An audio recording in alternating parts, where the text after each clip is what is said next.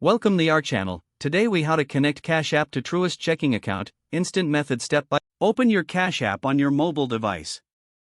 Log in using your registered email or phone number and your password. Once you are on the home screen, tap on the banking icon, usually represented by a bank or $sign. Locate the option that says Link Bank Account or Add Bank. Tap on that option to proceed. Now, select Truist from the list of bank options. If you don't see Truist listed, choose the option for Use Routing and Account Number. You will need to begin by entering your routing number. Next, input your account number. Once you have filled in both numbers, double-check for accuracy. Tap on Continue to move forward. The app will then attempt to verify your account. If successful, you will receive a confirmation message. After confirmation, your Truist checking account should now be linked to your Cash App. You can now easily transfer funds between your Cash App and your Truist account. If you encounter any issues, revisit the details you entered for any mistakes.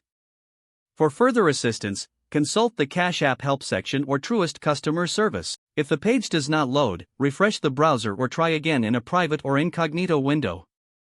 Make sure you are using the correct email address, then retype it carefully to avoid small typos.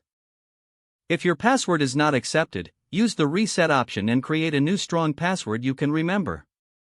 Check your spam folder for verification or security emails, then complete any requested confirmation steps.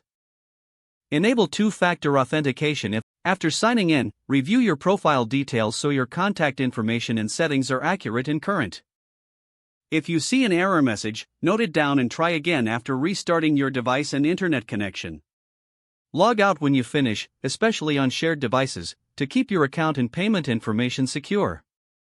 If the page does not load, refresh the browser or try again in a private or incognito window. Make sure you are using the correct email address, then retype it carefully to avoid small typos. If your password is not accepted, use the reset option and create a new strong password you can remember. Check your spam folder for verification or security emails, then complete any requested confirmation steps. Don't forget to like this video and subscribe to our channel for more step-by-step tech guides.